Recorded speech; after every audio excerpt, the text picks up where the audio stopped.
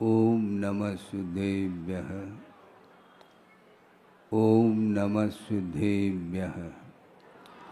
नमः श्री वर्धमानाय निर्धूत कलिलात्मने सालोकानां त्रिलोकानां यद विद्या दर्पणायते अहिंसा परमो धर्म की महावीर भगवान की प्रातः स्मरणे परम पूजाचार्य गुरुवर श्री विद्यासागर जी मुनि महाराज की आचार्य गुरुवर श्री 108 समय सागर जी महामुनि राज की जय। समस्त आचार्य संघ की जय।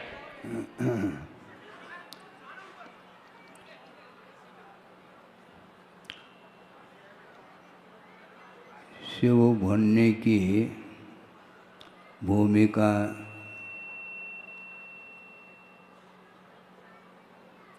और उसके लिए समय ज़्यादा भी लग सकता है, किंतु भूमिका के पश्चात एक अंतर मुहूर्त में ही उस पद को प्राप्त किया जा सकता है।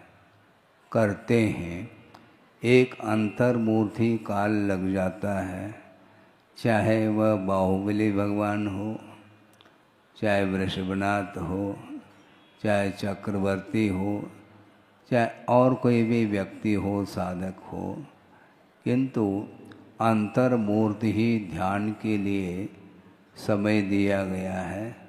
प्रवचन के लिए ज़्यादा समय लग सकता है, लेकिन प्रसाद सागर जी महाराज ने प्रवचन को भी शॉर्ट किया है? उनको ज़्यादा आकुलता है जल्दी मोक्ष प्राप्त करने का, ऐसा मुझे लग रहा है। साधक प्रवृत्ति में आता है, निवृत्ति में पुनः प्रवेश पाने के लिए ही प्रवृत्ति करनी पड़ती है। प्रवृत्ति करने का भाव नहीं रहता है, किंतु निवृत्ति में प्रवेश पाने के उपरांत अंतर्मूर्त में या तो केवल ज्ञान को प्राप्त कर लेता है, नहीं है तो उसको प्रवृत्ति में पुनः आना पड़ता है। इसलिए हम प्रवृत्ति में आना नहीं चाहते हैं, जल्दी से निवृत्ति में प्रवेश पा करके हम शिवनगर को जाना चाहते हैं। यदि आप आना चाहें तो साथ में ले जा सकते हैं, लेकिन ये ध्यान रखो यह पंचम कलिकाल है। चाहे वह श्रमण हो चाहे श्रावक हो, वह धर्म ध्यान कर सकता है। शुक्ल ध्यान प्राप्त करने के लिए वह काल भी अपेक्षित है। आर्यखंड तो मिला है, किंतु चतुर्थ काल का अभाव होने के कारण मोक्ष प्राप्त करने की योग्य जो साधना है, वह साधना वह तभी कर सकता है जब उसके योग्य सामग्री भी चाहिए। मोक्ष मार्ग की जब विशिष्ट सामग्री प्राप्त कर लेता है तो उसके माध्यम से वह पुरुषार्थ करके वहाँ तक पहुँच जाता है। वस्तुतः संसारी प्राणी का यह परिभ्रमण रुक नहीं रहा है, रोकने की आवश्यकता है। अपने आप परिभ्रमण होता हो तो अपने आप रुक भी सकता है, किंतु उसके स्वयं आत्मगत परिणामों के माध्यम से यह परिभ्रमण निरंतर चल रहा है। विभिन्न पर्यायों में जा कर के, विभिन्न गतियों में जा कर के अपने ही परिणामों के माध्यम से अर्जित जो कर्म है उसके फल को भोगने के लिए चला जाता है। इसलिए हमारा संक्षेप में ये कहना है, इस परिभ्रमण को रोकना चाहो तो कम से कम परिग्रह कम रखा करो। फ्लाइट से जो यात्रा करना चाहता है तो उसके पास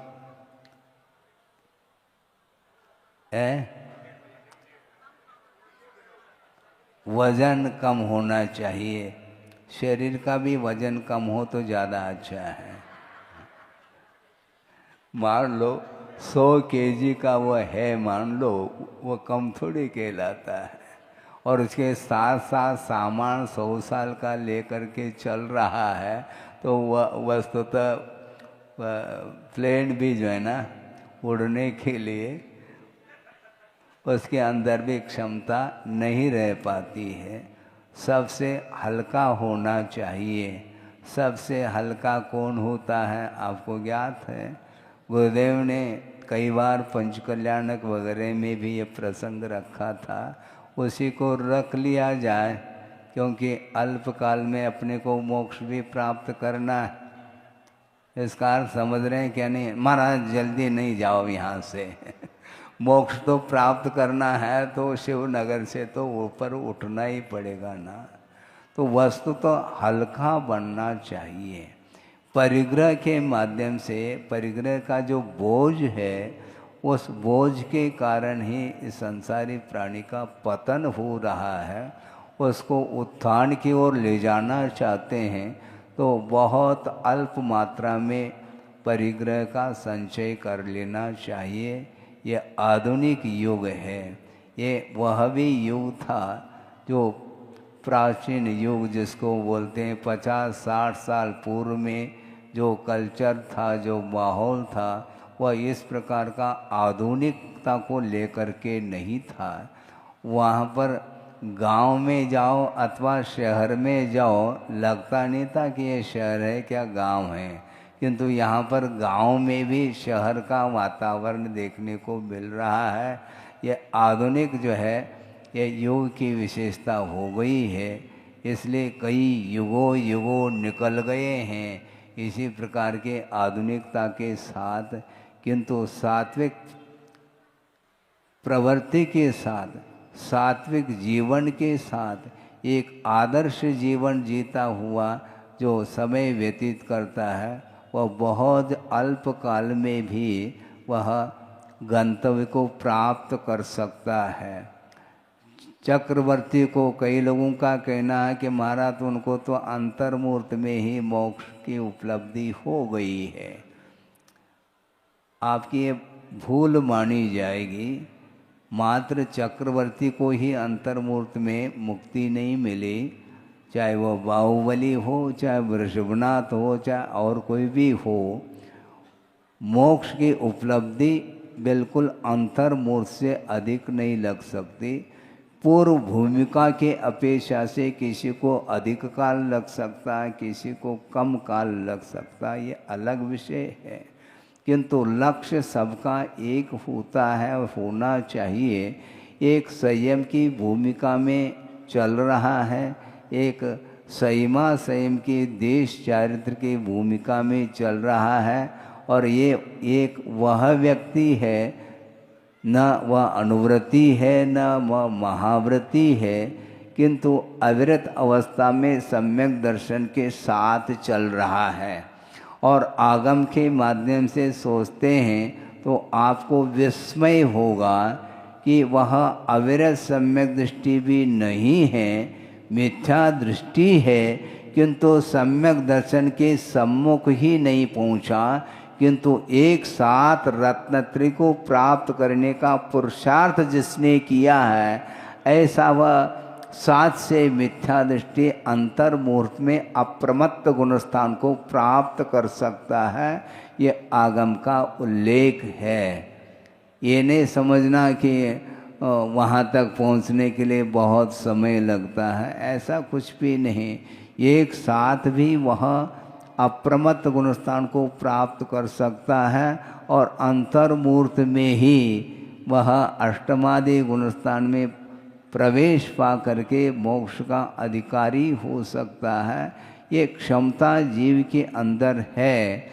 8 साल अंतर्मूर्त के उपरांत भी इस प्रकार रत्नत्रय को प्राप्त करके मोक्ष को उपलब्ध करने का सामर्थ्य इस जीव के अंदर है, किंतु सामर्थ्य होते हुए भी, वह शक्ति होते हुए भी उसका यदि सदुपयोग नहीं करता है तो अच्छे दीर्घ सनन आदि मिलने के उपरांत भी उसका वह सदुपयोग नहीं कर पाता। इसलिए गुरुदेव का भी बार बार ये कहना रहता है कि शक्ति काम में नहीं आती, काम में लिया जाता है। शक्ति काम नहीं करती। बैठे रहो तो कहाँ से शक्ति काम करेगी, मुझे बताओ। हैं? शरीर पुष्ट है, हैं? 80-90 kg तक पहुंच गया है। इसके उपरांत भी वह अपने पैर लटका करके चेयर पर बैठा हुआ है। अब वह शक्ति कहाँ से काम आएगी, मुझे बताओ। उसको फुल डाइट चाहिए, हैं? किंतु श्रम के नाम पर शारीरिक श्रम तो वह करना ही नहीं चाहता। यदि बुद्धि है तो वह मानसिक श्रम करके वह काम निकालता है। अब सोचो, विचार करो, आज सुनते हैं निरंतर हार्ट पेशेंट बढ़ते चले जा रहे हैं, ब्रेन हेमरेज होता चला जा रहा है, ब्रेन काम नहीं कर रहा है। क्यों? शरीर को क्रेन से उठाने की आवश्यकता पड़ने लगी है। इतना बोझिल हो गया वह शरीर, इसलिए ब्रेन काम नहीं कर रहा है, हैं? क्रेन की आवश्यकता पड़ेगी क्या आपको? और क्रेन से हम मोक्ष महल तक पहुंचा नहीं पाएंगे, ये ध्यान रखो। टावर क्रेन हो चाहे कोई भी क्रेन हो, वहाँ तक उतना हाइट उसका तो रहेगा ही नहीं। बल्कि आप फ्लाइट से भी जाना चाहो, रॉकेट आदि के माध्यम से भी पहुंचना चाहो तो संभव नहीं है। और वह मोक्ष प्राप्त करने के उपरांत वह आत्मा मात्र एक समय में लोक के अग्रभाग पर विराजमान होती है। कितनी क्षमता होगी उस आत्म तत्व में। अनंत शक्ति जिसके अंदर प्रकट हुई है, अनंत वीर जिसको बोलते हैं, उसके माध्यम से वह 7 राजू गमन कर जाती है वह आत्मा। इसने क्षमता कहाँ से आ गई? बाहर से नहीं आई, किंतु आवरण हट गया है। अंतराय कर्म का क्षय होने के कारण अनंत वीर प्रकट हो जाता है और वहाँ पर एक ही समय में पहुँच जाता है और वह ऋजु गति से पहुँच जाता है। ऋजु गति अर्थात बिल्कुल सीधी गति, टेढ़े मेढ़े गति नहीं, विग्रह गति नहीं, किंतु एक समय में बिल्कुल। उसको ईशु गति भी बोलते हैं। ईशु का अर्थ बाण होता है। बाण को छोड़ते हैं, तीर जिसको बोलते हैं, वह बिल्कुल सीधी पहुंच जाती है जहां आपका निशाना होता है। उसी प्रकार यहाँ पर निशाना लगा करके अंतर्मूर्त के लिए ध्यान में प्रवेश पा जाता है जीव, और उसके लिए एक ही समय में वहाँ तक पहुँचने की क्षमता व्यक्त हो जाती है। सोचो, अनंत चतुष्टय की बात करना चाहते हैं तो ऐसी स्थिति में अन्य जितने भी पर पदार्थ संबंधी जो इच्छाएं हैं, उन इच्छाओं को आपको रोकना पड़ेगा। अन्य पदार्थों की ओर जब तक हमारी दृष्टि बनी रहेगी, वह दृष्टि टेढ़ी बनी जाती है। इसलिए उसको सीधी बनाने की आवश्यकता है। बिल्कुल अपने आत्म तत्व में लीन जब होता है, उस समय उसकी बिल्कुल समीचीन दृष्टि हो जाती है। हालांकि ध्यान के अभाव में भी ज्ञान में समीचीनता रहती है। सम्यक दर्शन के कारण ही ज्ञान में समीचीनता आती है। इसके उपरांत भी वह श्रद्धानात्मक जो ज्ञान की परिणति है, वह वहाँ तक पहुँचाने में सक्षम नहीं है। वहाँ तक पहुँचने के लिए संयम की भूमिका की बड़ी आवश्यकता होती है, और संयम का अर्थ ही संतुलन होता है। आज समझ रहे क्या नहीं है महाराज? 1 घंटे में समझ में नहीं आएगा, इसलिए 1 सप्ताह तो कम से कम आपको रुकना है। अब देखो 15-20 मिनट हो गए प्रवचन करते हुए, महाराज ने भी प्रवचन किया। अब मत एक आपकी बात, आपके समर्थन की बात आने लगी तो वह ताली बज जाती है। और मोक्ष के समर्थन की बात करो तो एक व्यक्ति भी ताली नहीं बजा पाएगा। इससे स्पष्ट है आपको मोक्ष अभिष्ट नहीं है। क्या है तो महाराज तो को हटाना है, बाकी सब ठीक है। मोक्ष चाहता नहीं, किंतु स्वर्ग की बात भी कर लो तो वह उसके लिए खड़ा हो जाता है बुकिंग करने के लिए। हाँ, वहाँ पर हम पहुँच जाए, जैसे मंगल पर पहुँच जाते हैं उसी प्रकार हम भी स्वर्ग में चले जाएंगे। हैं, वहाँ पर जा कर के करोगे क्या?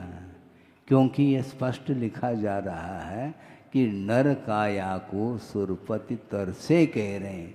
सुरपति अर्थात देवेंद्र हैं, वह भी किसकी प्रतीक्षा कर रहा है?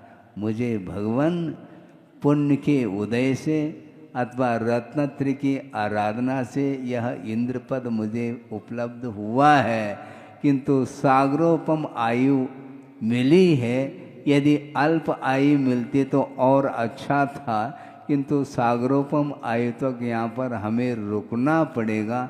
जल्दी से जल्दी मैं पहुँच जाऊँ ये भावना उसकी रहती है, किंतु जल्दी से जल्दी वह नीचे इसलिए नहीं आ सकता क्योंकि उसका अकाल मरण संभव नहीं है।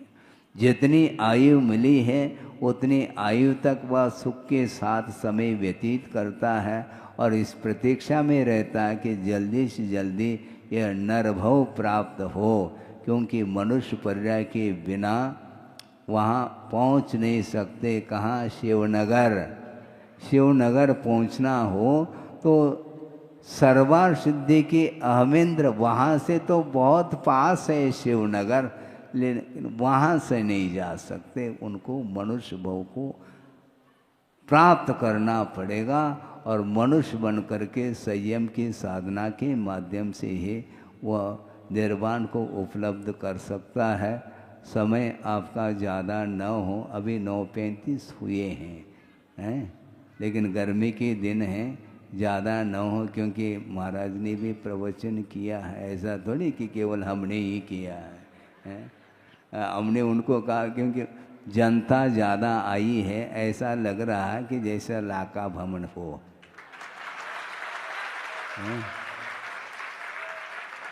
इसलिए हमने कहा प्रसाद सागर जी महाराज को कम से कम 15-20 मिनट ही सही, लेकिन उसमें भी उन्होंने कम कर दी।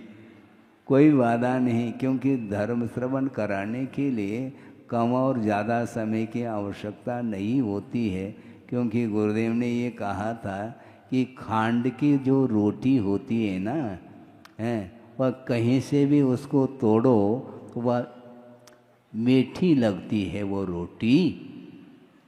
रोटी आप खाते हैं क्या? मैं बोल रहा हूँ, समझ करके उत्तर देना। आप रोटी नहीं खा सकते, ग्रास खाते हैं। आप लड्डू खा नहीं सकते, लड्डू का कोर ही मुख में जाता है। इसलिए वह 10 मिनट का प्रवचन हो चाहे 1 घंटे का प्रवचन हो, वो खांड की रोटी वह मिठाई है। इसलिए किसी ने कहा था कि महाराज एक कॉलोनी है अमृत तीर्थ। अमृत तीर्थ ये धर्मामृत, ये तीर्थ का रूप है। कहीं भी रहो किंतु अमृत का पान करना चाहिए। धर्मामृत का पान कराने के लिए निरंतर आचार्य प्रयासरत रहते हैं। उनका कार्य ही एकमात्र रहता है कि विश्व का कल्याण हो, विश्व की हित करने के लिए निरंतर वह पुरुषार्थ करते रहते हैं। आप उतना पुरुषार्थ नहीं कर पाते, आपको मोक्ष की चिंता नहीं रहती, किंतु गुरुओं को मोक्ष की चिंता स्वयं की इतनी नहीं रहती जितने की उन्होंने ये कहा था। गुरुदेव ने हमें कोई भी आकुलता नहीं मोक्ष की भी, हमसे पहले तुम पहुंच जाओ, कोई बाधा नहीं मुझे, हैं? क्योंकि सबको मोक्ष प्राप्त करने का लक्ष्य होना चाहिए। अनंतकाल व्यतीत हुआ है, कर्म के साथ जीवन चल रहा है, इसलिए पराधीनता का अनुभव प्रतिपल कर रहा है। स्वाधीन सुख को उपलब्ध करना है तो शरीरातीत जीवन को जीने के लिए पुरुषार्थ करने की आवश्यकता है। 3 प्रकार के कर्म हुआ करते हैं। एक द्रव्य कर्म होता है, ज्ञानावरणादिक जो द्रव्य कर्म, और राग द्वेषादिक ये भाव कर्म हैं। और ये शरीर ये 9 कर्म माना जाता है। इसलिए शुद्ध परमेष्टि त्रिविध कर्म मल वर्जित शुद्ध महंता कहा। तीनों प्रकार के कर्मों से अतीत होकर के वे शुद्ध परमात्म तत्व का संवेदन कर रहे हैं। उनकी भी आत्मा हम और आपके जैसे ही थी और संसार में परिभ्रमण करते करते अनंत काल उसने भी व्यतीत किया। इसके उपरांत उन्होंने सोचा अब इसमें कोई सार नहीं है, और 3 भुवन में यदि कोई सारभूत सामग्री है तो वह वीतराग विज्ञानता है। और वीतराग भाव के माध्यम से ही स्वतंत्रता को उपलब्ध किया जा सकता है। जो जितना अच्छे हृदय से मन से किसी भी प्रकार से बाहरी वस्तुओं की अपेक्षा रखे बिना निरपेक्ष भाव के साथ सच्चे देव शास्त्र गुरु की आराधना उपासना करता हुआ जीवन यापन करता है तो निश्चित रूप से उसको भी स्वाधीन सुख का अनुभव हो सकता है। हो इस पवित्र भावना के साथ अहिंसा परमो धर्म की जय। बोधि समाधि परिणाम शुद्धि स्वात्मोपलब्धि शिव शोक शुद्धि चिंतामणिम चिंतित वस्तुदाने स्वाम वंदमानस्य ममास्तु देवी। परम पूजाचार्य गुरुवर श्री विद्यासागर जी मुनि महाराज की जय।